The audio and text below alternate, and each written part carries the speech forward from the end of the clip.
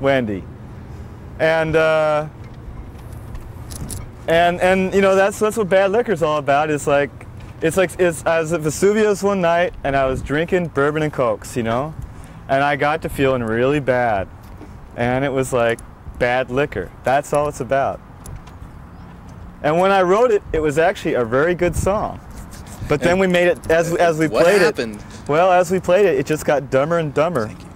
And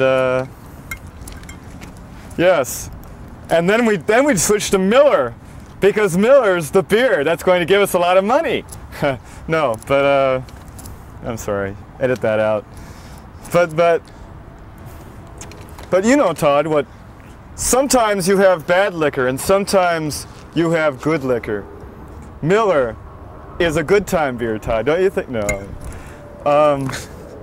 I know I want to just do commercials. Okay, I think we all understand bad liquor. Bad liquor is pretty understandable, and it's our big novelty hit. Yeah, that's the one you think is going to be the big radio novelty. hit. No, it won't be a big radio hit because everyone's going to get really paranoid that it's the big misogynist anthem, but it's not. Okay, I was going to ask you were talking about going on tour.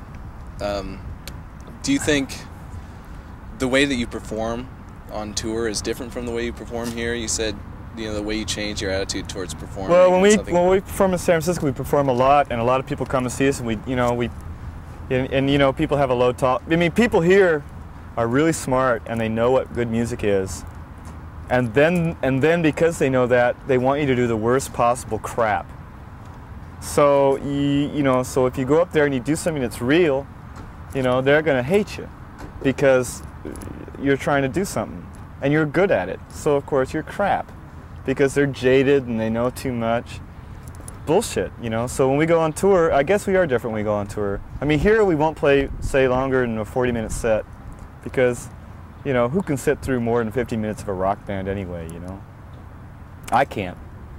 I mean, rock music sucks.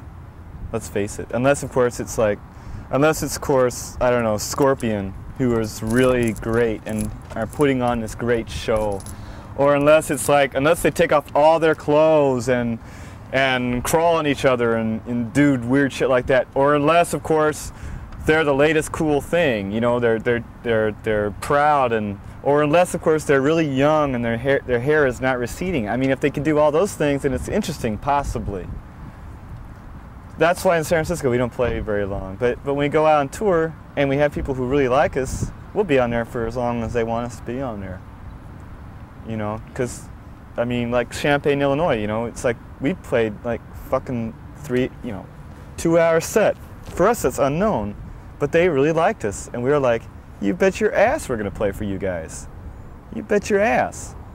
But here, it's like, yeah, we understand, you understand us, and we understand you, and nothing's happening, so, okay, we'll just leave as quickly as possible, okay? Good, you know?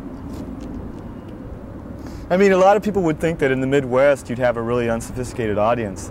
I think the opposite is true. I think that even though in the Midwest they can't vote, and they can't hardly think, and they can't hardly talk, they know what good music is. That says, like, would you like to say something nice about the Midwest now? That says now? volumes about me too, because I can't talk and I can't sing either. But yeah, the Midwest is a big graveyard.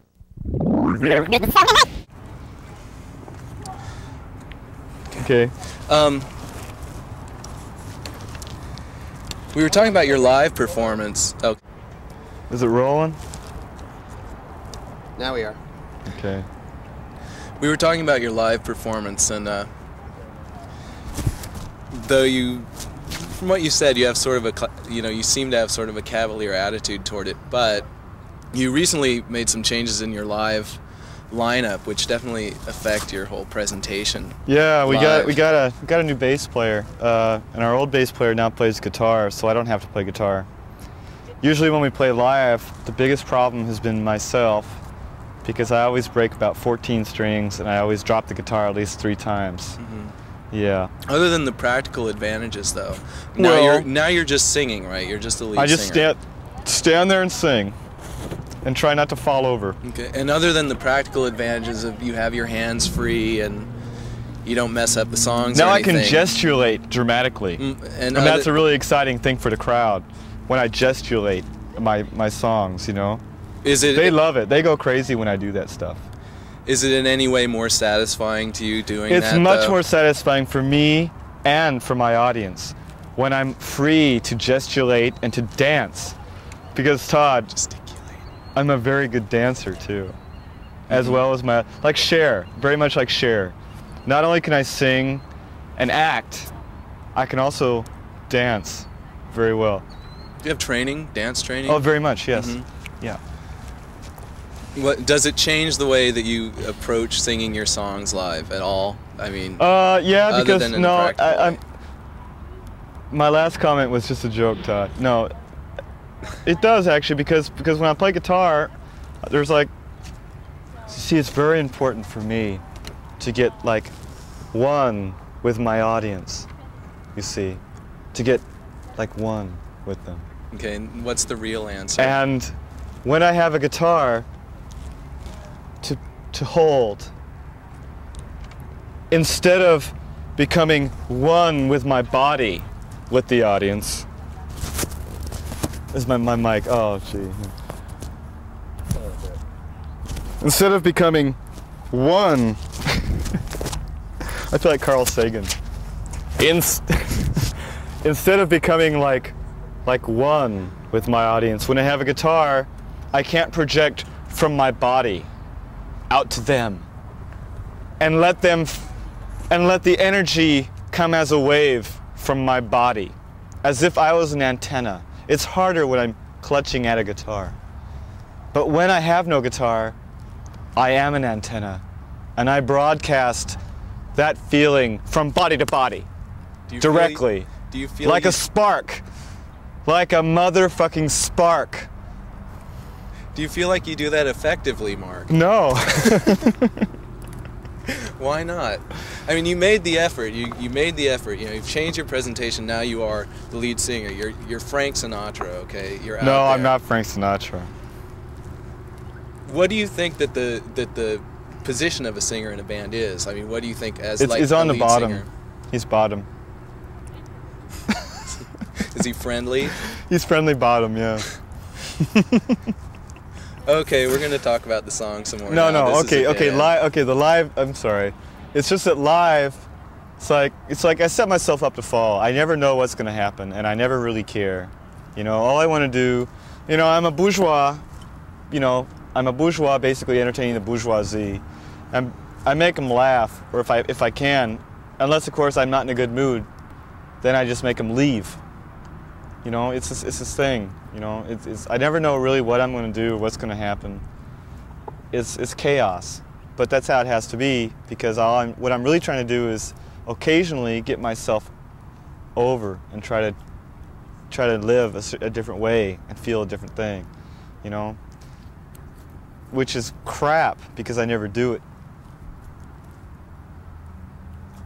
Once you were telling me about the ideal person in your audience that you were trying to sing to, the person you were singing for. The person I'm singing for sits at the back and pretty much hates us most of the time. No, the person I'm singing for has just come in out of the street, and he don't feel too good, or she don't feel too good, and I'm not going to let them down. I'm not going to tell them that they're stupid. I'm not going to tell them they're shit. I'm not going to tell them that I'm stupid or I'm shit. Actually, I do all the time. But I'm not going to let them down. I don't know.